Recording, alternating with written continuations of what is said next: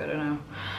Oh, I don't even know how to start doing a video anymore because I don't even know when the last time was for me to do an intro of my own video, and I also feel like my voice sounds so weird right now. I don't know what I'm saying.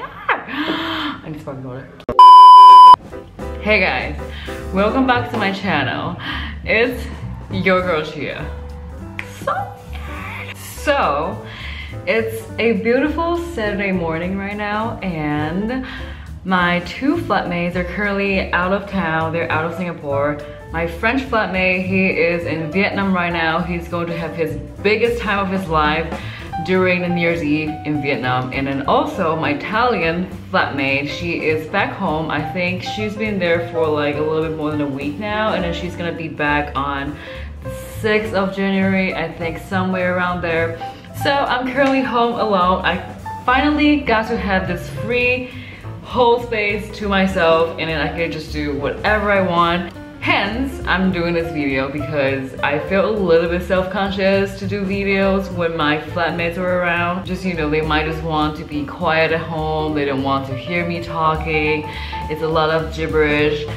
So that was that. Anyways, today's video, I think it's a good idea for me to finally do a room tour for you guys, since I don't think I have shown you guys my apartment, and then this is so far the most permanent apartment for me in Singapore. I still sign it for every 3 months, meaning I can decide either to quit this apartment or I can just keep refreshing my lease every 3 months, which is pretty amazing because for someone so indecisive like me, it's perfect because I might just want to change a location to live, or I might just want to move again, or maybe I won't even stay in Singapore. So who even knows?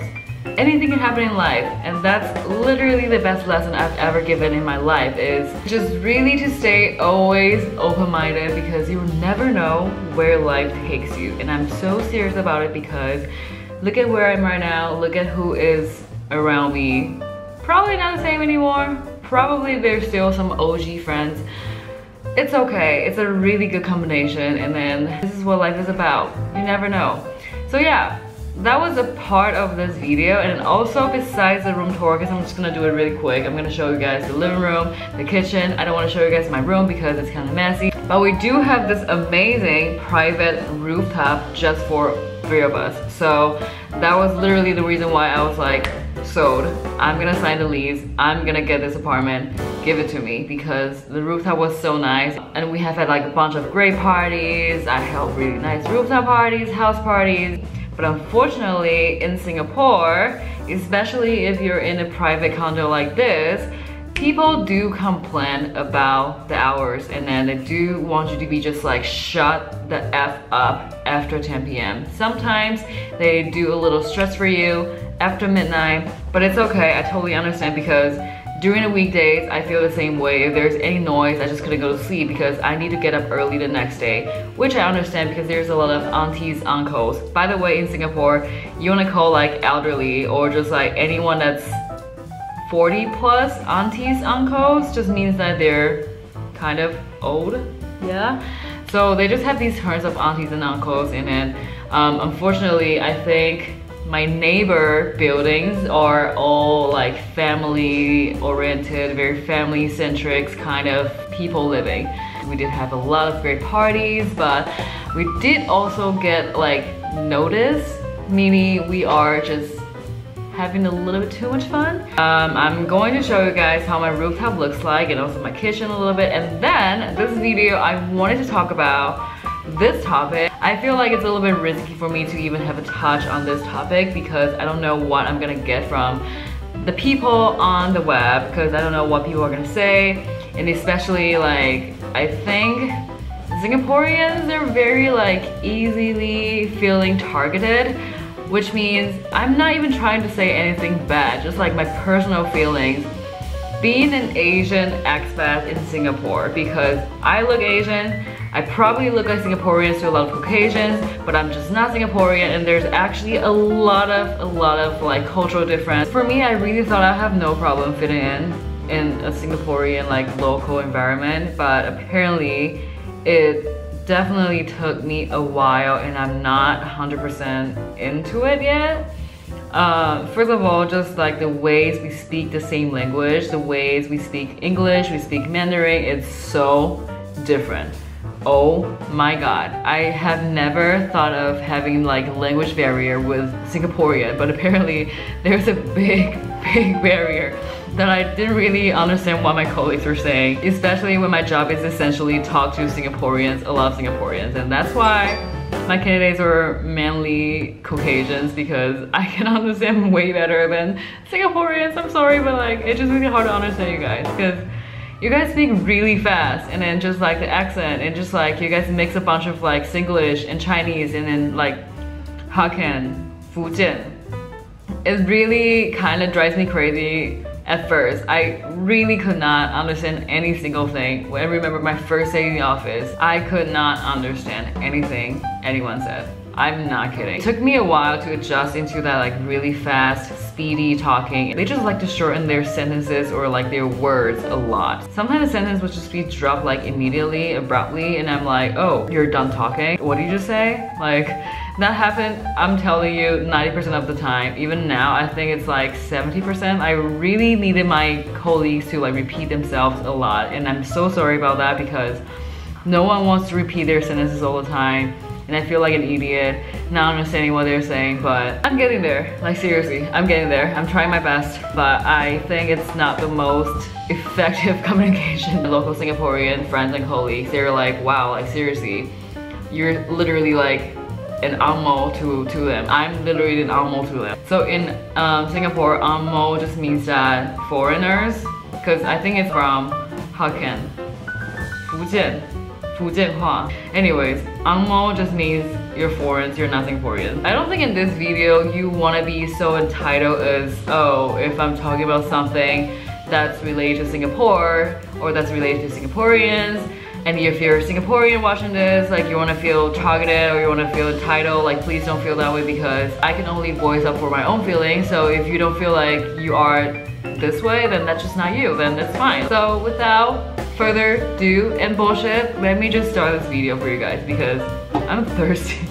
Okay, so this is when you walk in, you see our living room. There is this TV, we don't have the cable, so I mean, guys will just play video games. I never rarely touch this TV area unless I want to play some Netflix on a bigger screen. I'll do that, which I don't have any time to do it.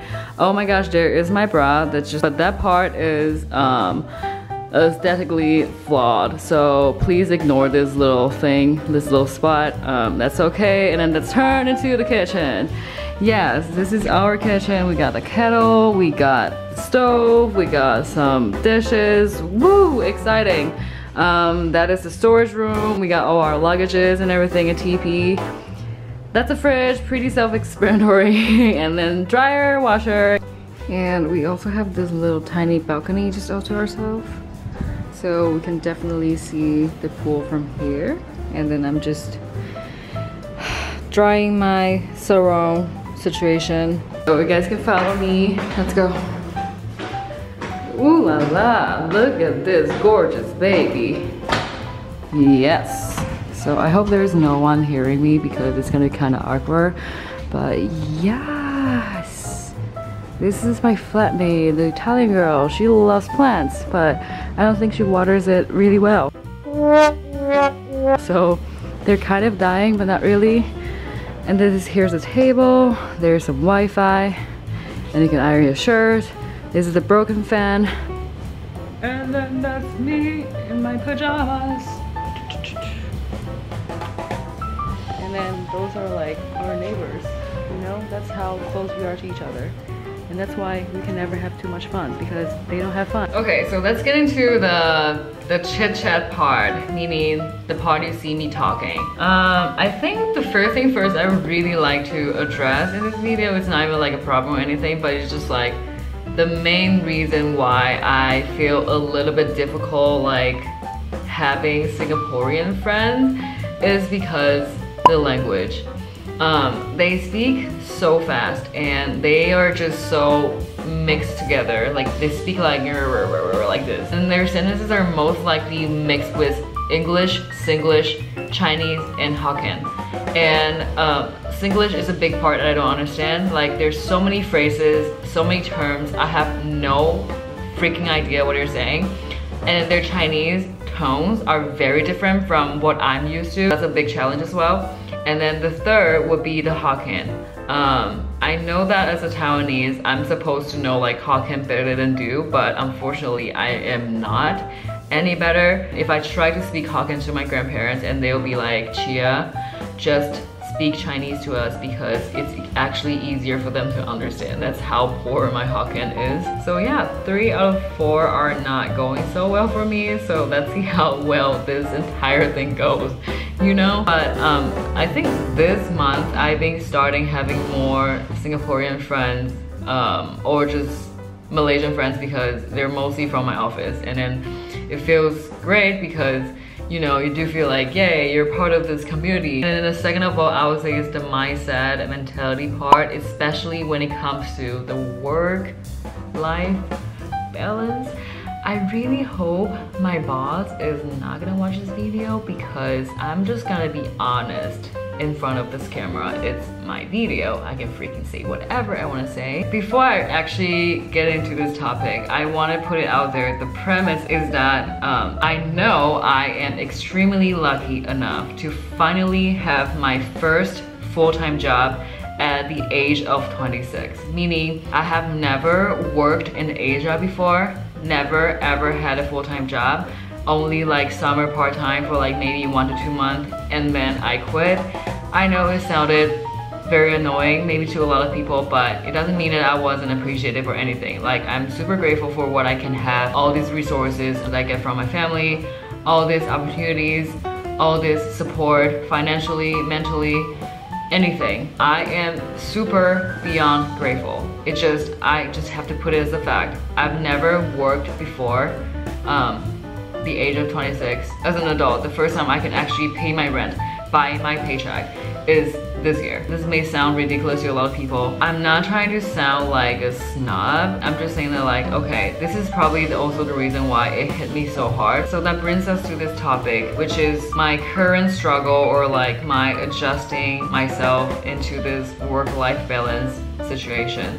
So in Singapore, I feel like extremely people love to work overtime, which no one has obligation to work overtime or to not work overtime. It's really just depends on you, depends on like the way you work, the way you do things, the way you want to finish your job, the way you want to carry your job to the next day or to the next week or whatever. But I really do think is extremely obvious in Singapore is that it kind of semi-becomes your obligation to stay overtime, to work overtime. And I'm not saying, oh, I hate this, but I'm gonna be real with you guys. I really don't enjoy that because I think by right, if my time is to 5:30 and if it was in the States, no one would stay after 5:30 because that is your right and you are not supposed to stay later than that. Yeah, so my first week I really thought, okay, after 5:30 we can go because that is what we are supposed to be doing. And also during the lunchtime, I thought we can just do whatever I enjoy doing. Not like I enjoy singing out loud in the office during the lunch break because it's my freedom. No, it's nothing like that. I really thought I could take a nap on my desk during the lunchtime. And then I explained this to my colleague, my best friend at work, Arvin. I said, hey, you know what I did the first week? I feel like so weird afterwards because I got the stare from my boss.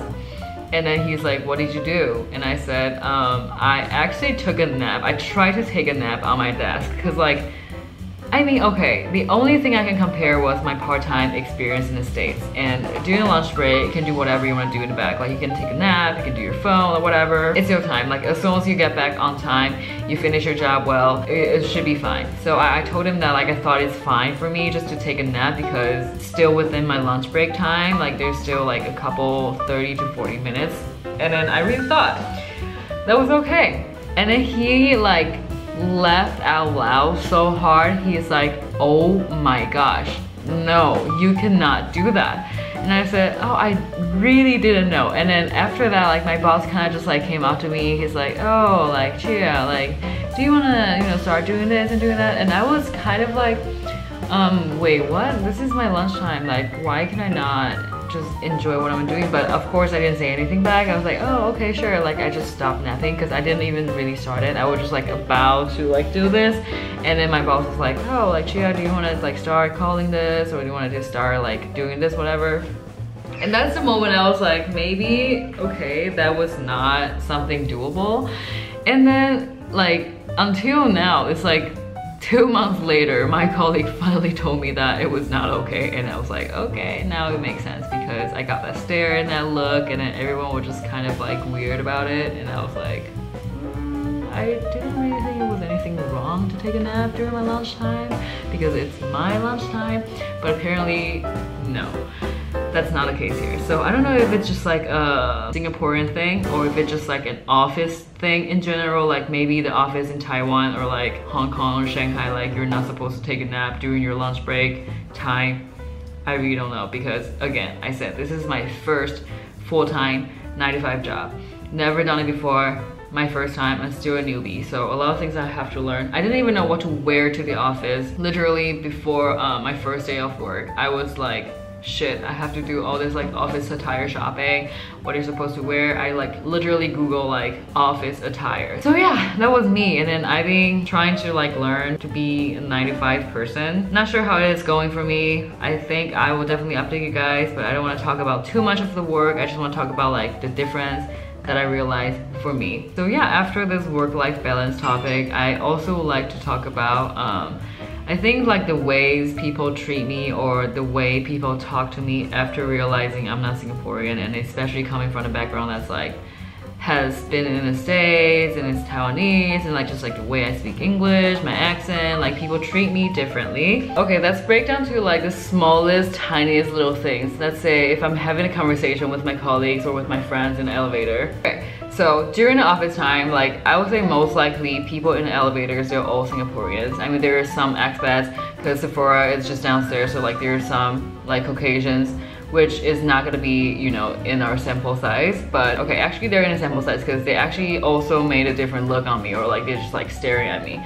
So in an elevator, if I'm having a conversation and then they heard my accent, or just like the way I speak English is different than the majority in this country, they would be like giving this look or giving that stare. And I'm like, okay, did I say something wrong, or like something that's a little bit too much? Like maybe I crossed the line, maybe it's like too X-rated, or like I'm being too open. I don't know. So I always got these looks when I was in an elevator, but I assume it's because it's something different than like the majority here, maybe. So that's the first like difference I noticed. Like as soon as I start talking, like I'll get that kind of like looks or stares, or just like they notice me, or they notice me speaking. So I actually heard the truth from my Singaporean colleagues. They're saying that like, this is gonna be quoted from them, their literal words. They would say when they heard someone who is speaking like perfect English or better English or the Amo English, they seriously phrase it as the Amo English, meaning that it's Caucasian English, or just like American accent, British accent, like the real English accent. They get timid, or they feel a little bit self-conscious. That's what I overheard. So I think that's probably the reason why I get the stares and the looks in the elevator, maybe. But I don't know, because I never asked them like, hey, why do you give me that stare? Never.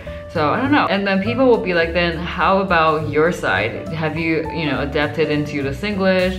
Have you learned a couple phrases? I actually have learned a little bit, a couple of phrases from my colleague. He's someone who's sitting right next to me, and then he is my Singlish 101 teacher, because every time in the group chat, oh, by the way, that's a big thing in Singapore, especially at work, is that there is this non-stop buzzing, so many different group chats within the same office, within the same team. There's so many group chats, like Singaporeans or just in Singapore, they're so big on their WhatsApp group chat. They love their WhatsApp group chat. So crazy. At first, I could not believe how many messages they can send in the group chat. I am not a big group chat fan.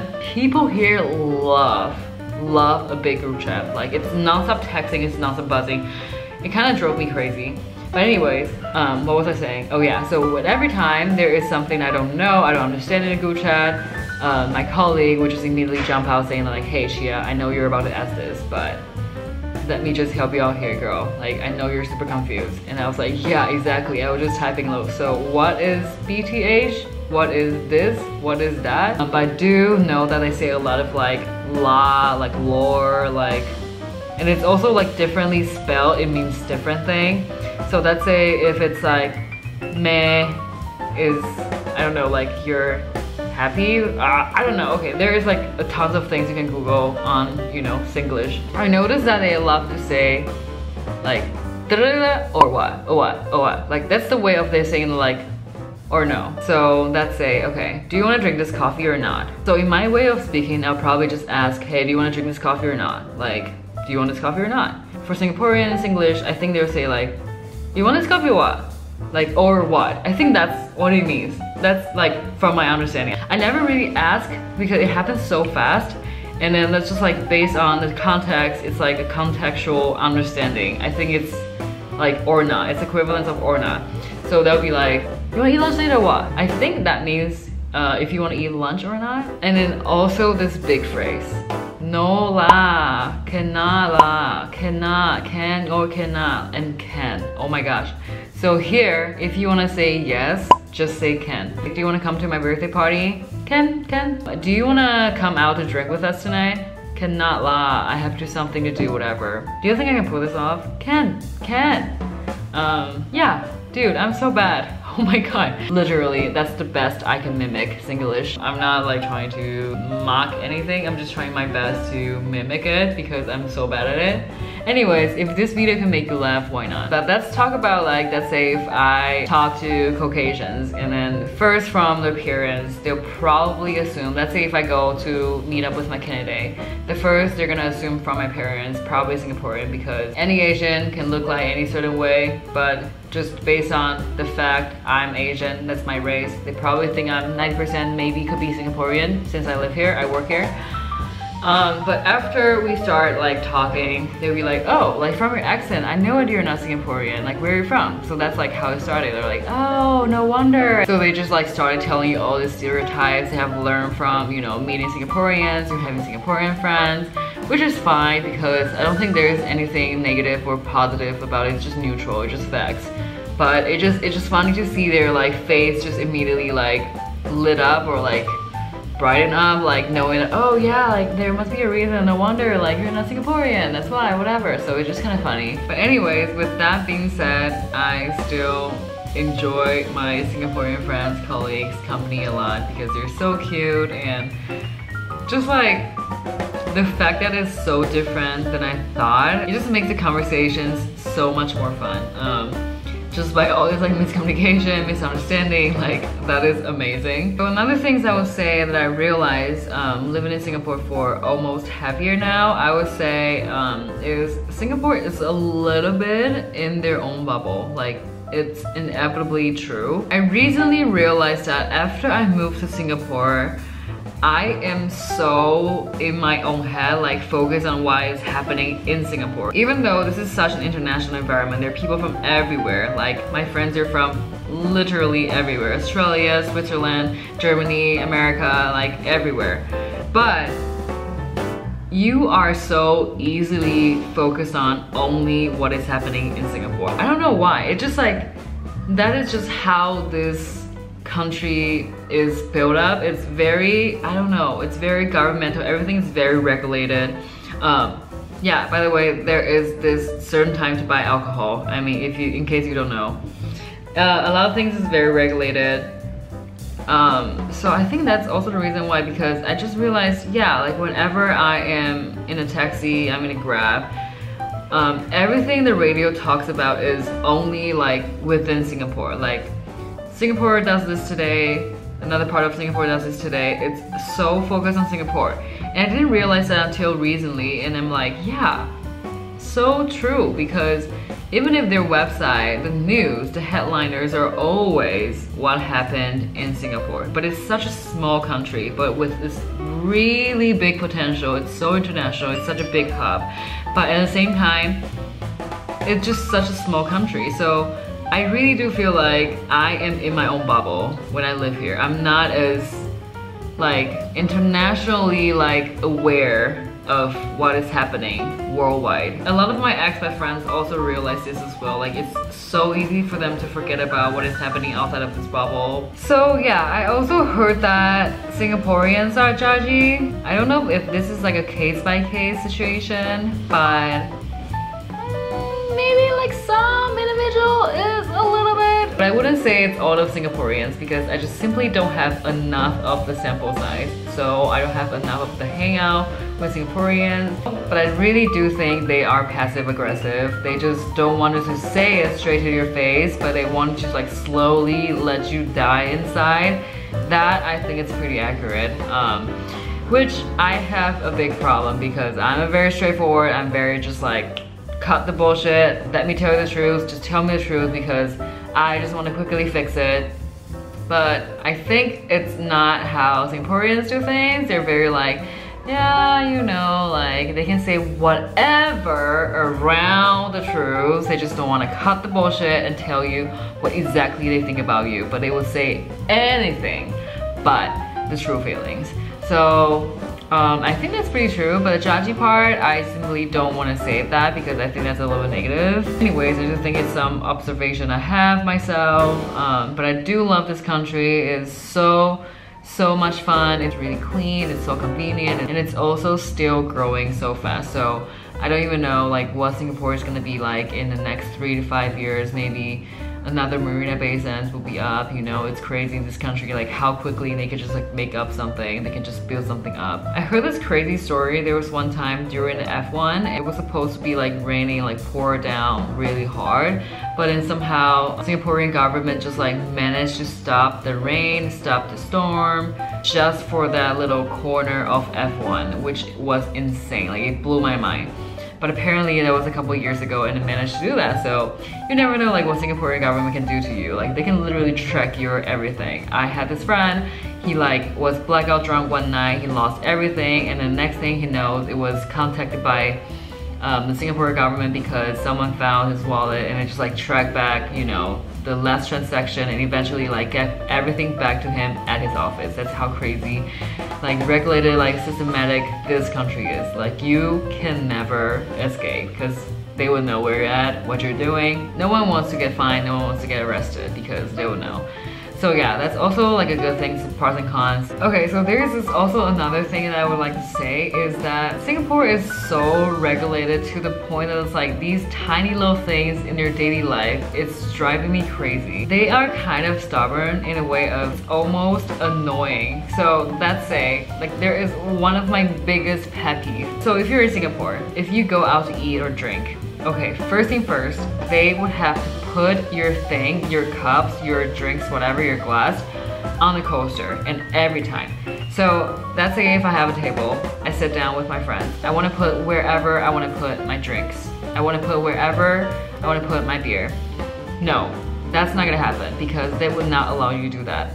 They will literally come over to your table, not to fill your water, not to give you food, but to put your beer back on the coaster. This kind of action like kind of drives me crazy. I'm just like, oh my god. And it didn't only happen for one time, it happened like multiple times. And now I'm just like, okay, I took it as a fact. Like people here in Singapore, this is like the way to do things. They wanted to put your beer, your glass, your cups on the coaster.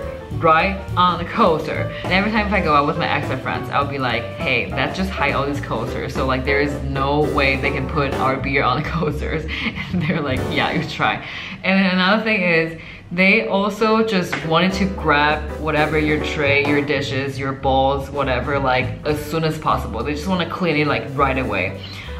In Singapore, the restaurants, they don't really provide, not the restaurant, but like the food store, like hawker centers, they don't really provide you napkins. You have to pretty much prepare like all these little tissue paper napkins by yourself because they just don't give you. And it's just so weird because I thought it's such a developed country. Like this should be something so easy. Multiple times it happened to me that like they just grabbed my bowl away when I have not finished my food. And for me that was really rude. It's kind of rude in a sense of like, are you trying to kick us out? Like we're not even here long or anything. Like we're not even here sit down, like do nothing just to chat.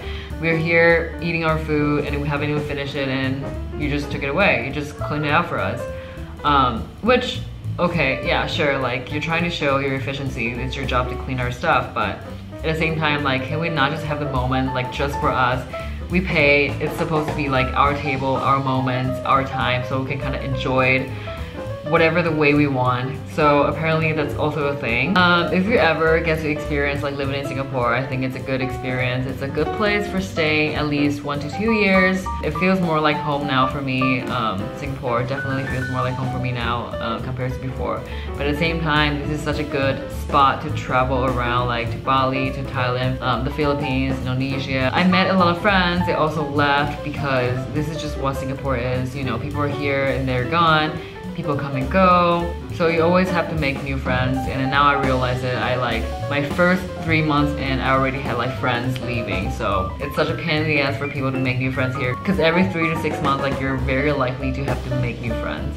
So yeah, that's how I think about it right now. So maybe if you guys have any topics you guys want me to talk about, you know, as an expat in Singapore, or like just my life in Singapore on certain topics, like let me know, leave the comments, because I haven't been doing a video like in such a long time. I really do need inspiration. I need some topics. So feel free to let me know. If you're new to this channel, please hit that subscribe button and then like this video. And if you are subscribed already, please also make sure to give it a thumbs up. So I'll keep making more videos. So yeah, thank you guys so much for watching this video. I think I'm just gonna cut this right here. Until next time, also please follow me on Instagram, because I posted a lot on my Instagram. And then I will talk to you guys next time in my next video. Bye. Do leave comments. Bye.